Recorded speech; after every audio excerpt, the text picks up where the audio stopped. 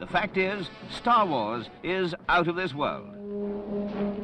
Star Wars, 1 billion years in the making, and it's coming to your galaxy this summer.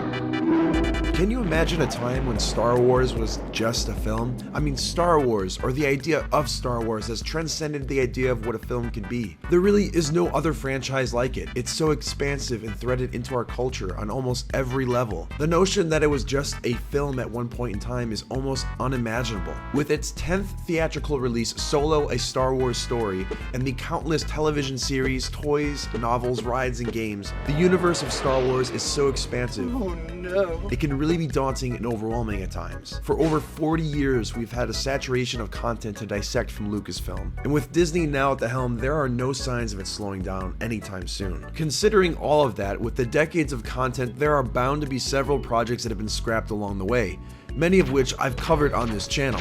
But I think one of the biggest things to have been scrapped is none other than the Star Wars Expanded Universe, now known as Star Wars Legends. Now, to properly explain the Expanded Universe, it's important to know what canon means, so I will let BB-8 fill you in.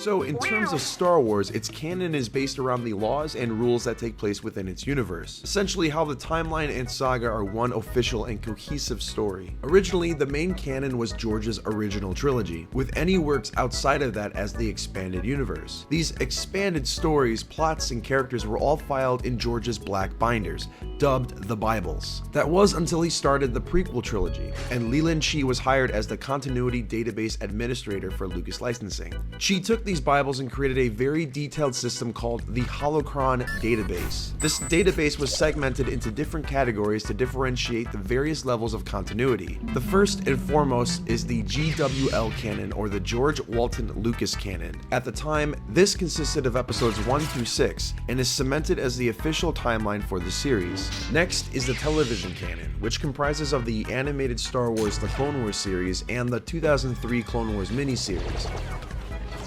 Then the continuity canon, which is most of the novels, comics, and games with the Star Wars branding that lay parallel to the film saga, but can change it as well. An example of this is the Force Unleashed video game, which shows the formation of the Rebel Alliance and how Vader has a secret apprentice. You are still haunted by visions. Yes, Master. The secondary canon is similar to the continuity canon, which comprised of books, comics, and games, but might have elements that contradict key elements from the main plot. And lastly, the non-canon, which is very much blue sky what-if stories within the saga, like how Vader and Yoda show up in Soul Calibur 4.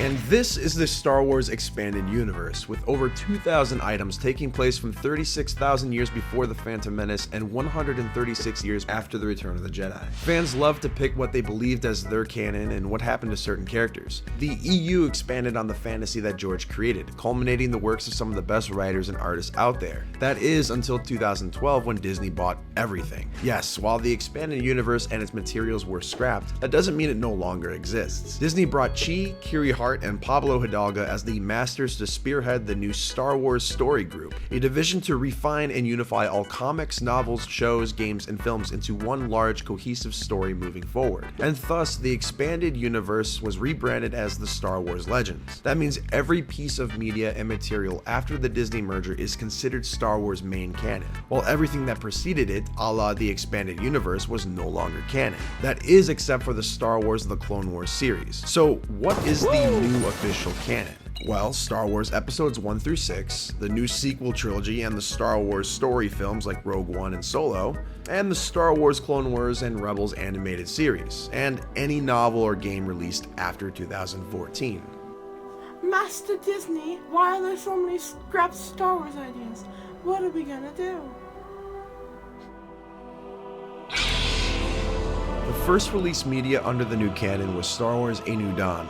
a novel published September of 2014, with Star Wars Rebels shortly after that. While there is a huge history of material in the Star Wars expanded universe, I think the idea that everything is more connected and cohesive is a good and necessary move. However, there are clear choices made within the new material that are clearly inspired by the original expanded universe, like the character of Kylo Ren, or Rogue One lifting elements from Splinter of a Mind's Eye, or how director Dave Filoni reintroduced Thrawn into the Star Wars Rebels series. With Disney popping out a film a year, new animations, and live-action series on the way, it'll be interesting moving forward to see what else is lifted from Legends, and how they inspire future Star Wars works.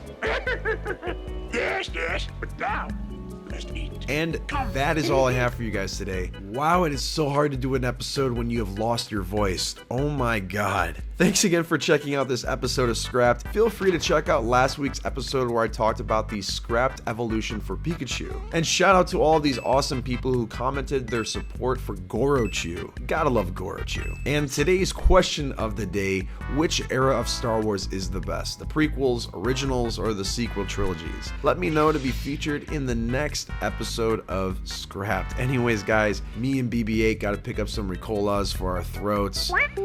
Thanks again for watching. You guys are all the best. My name is Chris, and you have just been crisscrossed. Peace out, and may the Force be with you.